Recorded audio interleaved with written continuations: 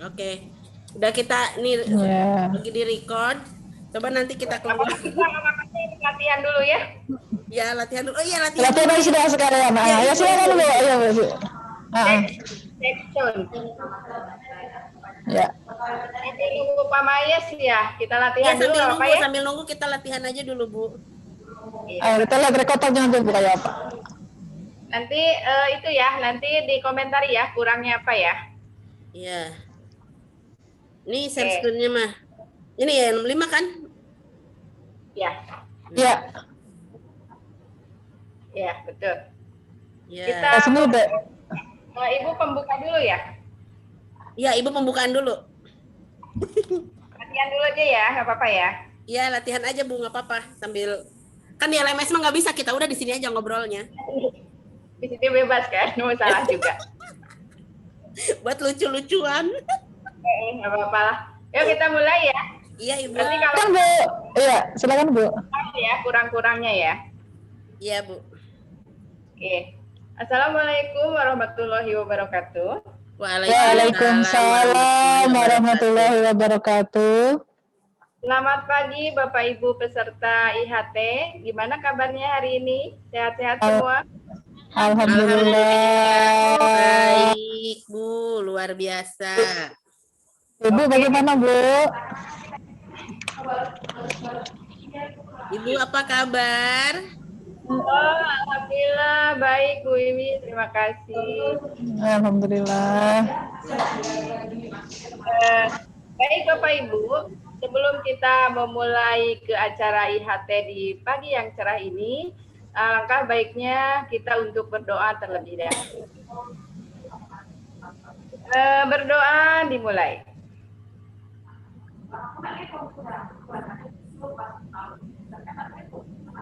Nah, Bapak Ibu, supaya acara IHT ini menarik, kemudian kita mengadakan instruksi. Boleh Bu. Boleh, Bu. Siap. Siap. Kita akan sedikit menggerakkan anggota tubuh kita, Bapak Ibu. Coba tangannya dikedepankan. Kemudian dalam keadaan telungkup, kedua ibu jari kita diaduin dalam hitungan 1 sampai 8 ya Bapak Ibu. 1, 2, 3, 4, 6, 8. Kembali dibuka, kelingking yang diaduin Bapak Ibu. 1, 2, 3, 4, 5, 6, 7, 8. Sekarang masing-masing tangan kita tepuk dengan tangan yang satunya ya Bapak Ibu. 1, 2, 3. Oh. 6, 7, 8. Gantian Bapak. 1, 2. 3, 4, 5, 6, 7, 8. 8. Hore. Baik. Sudah Bu. Hilang apa gelanya Bu? Itu katanya buat menghilangkan stroke Bapak Ibu ya. Oh iya. Terima kasih informasinya. Iya, sama-sama. Baik Bapak Ibu, kita akan ke acara ini yaitu IHT pagi ini kita membahas modul ya. Di mana modul ini mungkin bagi kita sebagai pengajar yaitu guru pada khususnya sudah tidak asing lagi apa itu modul. Pernahkah Bapak Ibu mengenal apa itu modul? Pernah Bu. Iya, karena ini pasti tidak asing lagi ya Bapak Ibu ya. Iya. Makanan kita sehari-hari ya. Iya Bu. Baik. Bapak Ibu, lebih lanjutnya kita akan membahas modul secara detail. Dalam kesempatan ini, pembahasan modul itu akan dijelaskan secara berkelompok. Kebetulan kelompok kami adalah kelompok 3, di mana terdiri dari 5 orang anggota. Salah satunya ada bapak-bapak dan yang keempatnya adalah ibu. Terlebih dahulu izinkan saya untuk memperkenalkan anggota kelompok saya. Sebagai Pak Ketua yaitu Pak Mayes, kemudian ada Ibu Wiwi, ada Ibu Giarti, ada Ibu Siti, dan saya sendiri Ibu Nung Mulyati. Baik Bapak Ibu, untuk mempersingkat waktu, marilah kita buka pembahasan tentang modul bahan ajar yang pertama akan dijelaskan oleh Ibu Wiwi. Kepada Ibu Wiwi, disilahkan. Baik, terima kasih kepada Ibu Nung atas waktunya. Bapak Ibu, seperti yang tadi sudah disampaikan bahwa IHT kali ini kita akan membahas mengenai modul ajar. Nah, untuk modul ajar sendiri, seperti apa nanti pemaparannya, insya Allah akan saya jabarkan. Nah, dari definisi modul, Bapak Ibu, walaupun di sini ada kalimat modul ajar, fokus kita bahwa modul ini bukan pada modul seperti buku atau ringkasan materi. Nah, modul ajar yang akan disampaikan kali ini yaitu bahwa modul ajar adalah sejumlah alat atau sarana, media, metode, petunjuk, dan pedoman yang dirancang secara sistematis dan menarik. Kalau Bapak Ibu masih belum belum memahami gambaran dari modul itu sendiri, mungkin sebelum modul ajar yang saya sampaikan bahwa modul ajar kalau yang kemarin itu kita mengenalnya seperti RPP, Bapak Ibu ya. Jadi untuk modul ajar sendiri bukan seperti buku, tetapi lebih kepada istilah seperti RPP. Jadi kalau sekarang namanya modul ajar. Jadi supaya konsep kita bahwa modul itu bukan seperti buku, gitu ya. Tadi definisi sudah saya sebutkan bahwa modul ajar itu adalah sejumlah atau sarana, media, metode, petunjuk, dan pedoman yang dirancang secara sistematis dan menarik untuk proses pembelajaran. Ya. Nah, modul ajar ini merupakan implementasi dari alur tujuan pembelajaran yang dikembangkan dari capaian pembelajaran dengan profil pelajar Pancasila sebagai sasaran. Nah, kenapa di sini modul ajar itu sebagai implementasi dari alur tujuan pembelajaran? Karena sebelum kita membuat modul ajar, kita terlebih dahulu harus membuat alur tujuan pembelajaran dan capaian pembelajaran. Jadi yang pertama itu adalah capaian pembelajaran, kemudian alur tujuan pembelajaran, dan sekarang implementasinya yaitu modul ajar. Modul ajar disusun sesuai dengan fase atau tahap perkembangan peserta didik. Mempertimbangkan apa yang akan dipelajari dengan tujuan pembelajaran dan berbasis perkembangan jangka panjang. Jadi modul ini harus disesuaikan dengan fase peserta didik. Karena kita adalah jenjang SMK, maka fase yang diambil itu harus sesuai dengan fase yang ada di tingkat SMK, yaitu fase E. Kita sebagai guru perlu memahami konsep mengenai modul ajar agar proses pembelajaran lebih menarik dan bermakna. Nah, selanjutnya modul ajar itu memiliki beberapa komponen. Nah, diantaranya komponen-komponen modul ajar itu sebagai berikut. Sama yes ya Bu ya? Kurang ya Bu ya? Iya, Bu. Pemaparannya gimana? Bagus, Bu. Jadi maksudnya modul ajar itu takutnya orang mikirnya modul Iya. Nah, Ya, zaman dulu kan kayak LKS gitu, Bu. Kalau modul itu kan kayak LKS. sekarang modul ajar itu ternyata definisinya lain gitu. Ternyata adalah RPP. Ya, ini udah menjelaskan bahwa modul di sini adalah sama dengan RPP itu. Udah dijelaskan itu. Iya. Ya, tinggal Pak Mayes ya komponennya. Kabarnya Pak Mayes. Lewat dulu ya karena belum masuk ya. Iya Bu. Berarti ya. Ya, setelah komponen kita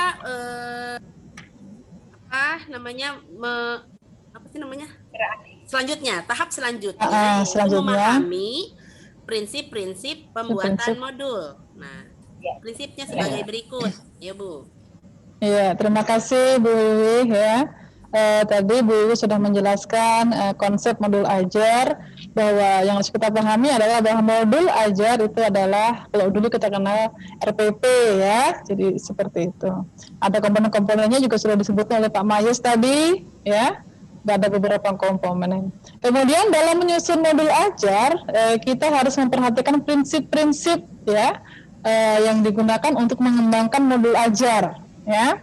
Jadi dalam modul ajar ini ada beberapa prinsip yang harus kita perhatikan. Yang pertama adalah karakteristik ya, kompetensi dan minat peserta didik. Ya, kemudian ada perbedaan tingkat pemahaman ya, gap antar kompetensi, mungkin kompetensi 1 dan kompetensi 2 ada kesulitannya, diperhatikan itu ya. Kemudian juga fase belajar setiap peserta didik berbeda-beda. Ya, jadi kita harus fokus kepada peserta didik. Ya, kemudian yang ketiga, ya, kita juga harus memperhatikan bahwa setiap peserta didik itu mempunyai keunikannya masing-masing, mulai dari gaya belajarnya, ya, background dan keluarga, pengetahuan awal, ya, background ekonomi dan sebagainya. Jadi daya serapnya, ya. Jadi itu harus kita jadikan acuan juga dalam mengembangkan modul ajar. Kemudian yang berikutnya, yang keempat, bahwa modul ajar itu harus berimbang. Ya, jadi di dalam modul ajar itu harus berimbang antara pengetahuan, keterampilan, ya, dan sikap. Jadi semuanya harus terakomodir dalam modul ajar. Nah, di sini yang sikap ya, ini harus, sekarang kan kita sudah menggunakan kurikulum apa kemarin Bu? Kurikulum operasional pada satu pendidikan. Ya, bahwa fokusnya adalah kita harus menghasilkan output nanti yang berkepribadian Pancasila, yaitu profil pelajar Pancasila. Ya, jadi kita harus fokus ya, harus fokus ke situ. Kemudian yang terakhir, yang kelima adalah tingkat kematangan peserta didik tergantung dari tahap perkembangannya masing-masing. Ya. Nah, jadi menggabungkan antara pengalaman yang terdahulu, pengetahuan terdahulu dengan pengetahuan yang akan didapatkan, itu juga harus kita perhatikan. Ya, jadi itu adalah prinsip-prinsip dari pengembangan modul belajar. Jadi kita benar-benar harus memperhatikan hal-hal tersebut, ya. Dan satu lagi ya, yang harus kita perhatikan adalah kita harus memfokuskan pada perkembangan sikap berdasarkan profil pelajar Pancasila. Ya, kemudian berikutnya adalah penyusunan penyusunan modul ajar ya, yang akan disampaikan oleh Bu Siti. Kepada Bu Siti kami persilakan.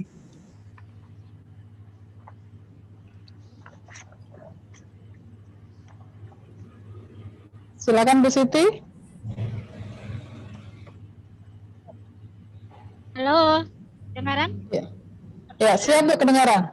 Ya Bu. Terima kasih Ibu Giarti atas waktu yang diberikan kepada saya. Seperti tadi Ibu Giarti sudah menjelaskan apa yang dimaksud dengan apa prinsip-prinsip dalam penyusunan modul ajar.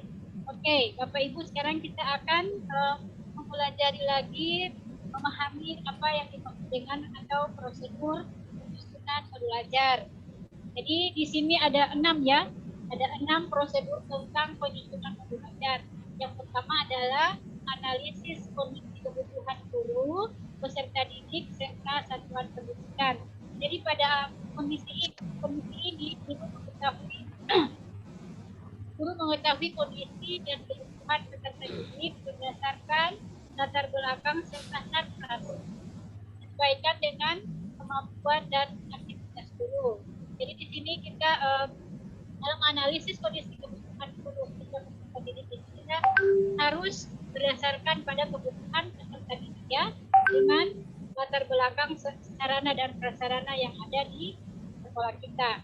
Kemudian yang berikut, yang kedua adalah identifikasi dan tentukan dimensi profil belajar. Jadi tentunya di sini adalah profil belajar Pancasila. Jadi di sini guru memilih profil Pancasila yang mana yang memungkinkan untuk dikembangkan dalam proses pembelajaran. Jadi kita pilih salah satu dari yang termasuk dalam profil belajar Pancasila. Oke, berikut yang ketiga, kita tentukan alur tujuan pembelajaran yang akan dikembangkan menjadi belajar.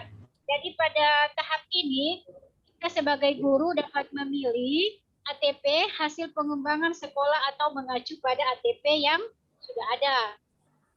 Jadi kita mengacu pada ATP pengembangan sekolah atau mengacu pada ATP yang berdasarkan kementerian, seperti itu.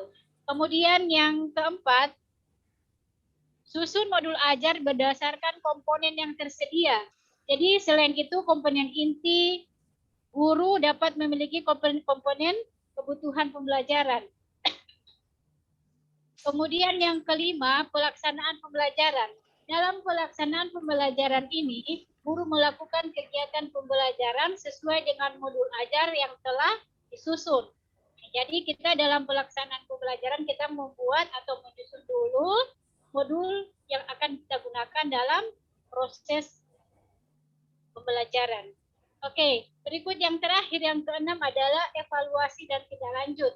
Jadi setelah kita melakukan pembelajaran, guru melakukan evaluasi efektivitas modul ajar dan tindak lanjut pembelajaran. Oke, jadi itulah keenam dari prosedur penyusunan modul ajar. Oke, sekarang Bapak Ibu, kita masuk pada diskusi ya. Bapak Ibu. Iya, Bu. Iya, Bu. Ya, Bu, siap.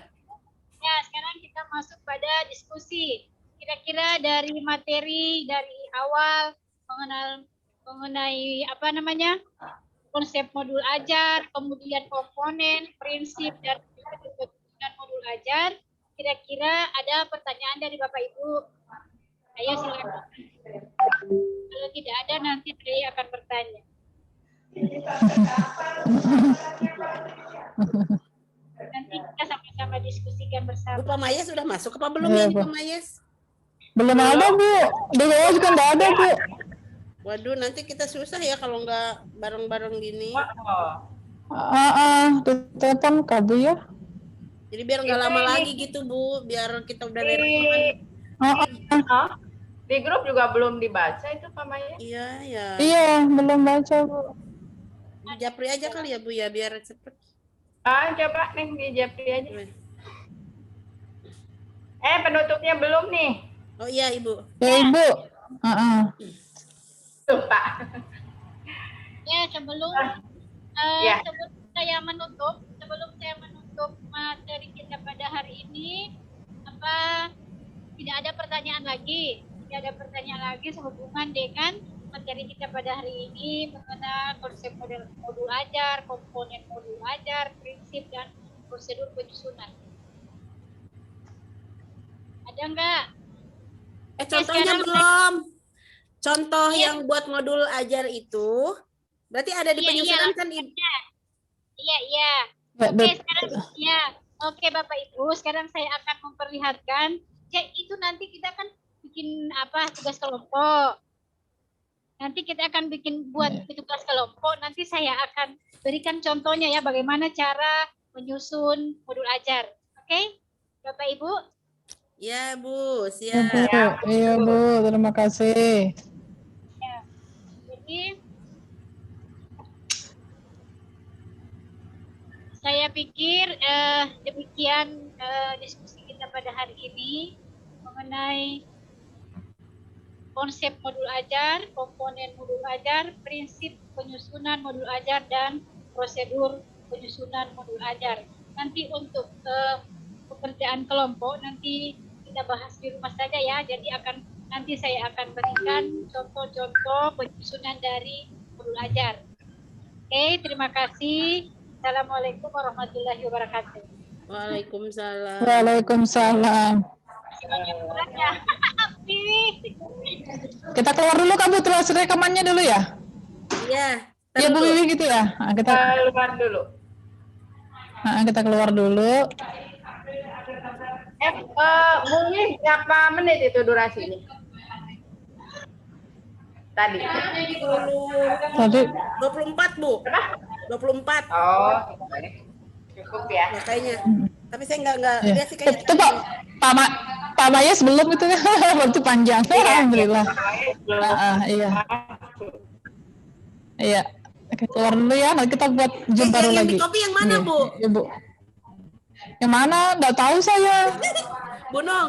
Pak, Yang Bundong tahu ada mana? orang TIK situ. Ntar. Kenapa? Yang Yang di ini aja Bu alamat. Yang Yang alamatnya nih kah? stop dulu ya, recordingnya stop dulu ya. Ya. Stop dulu.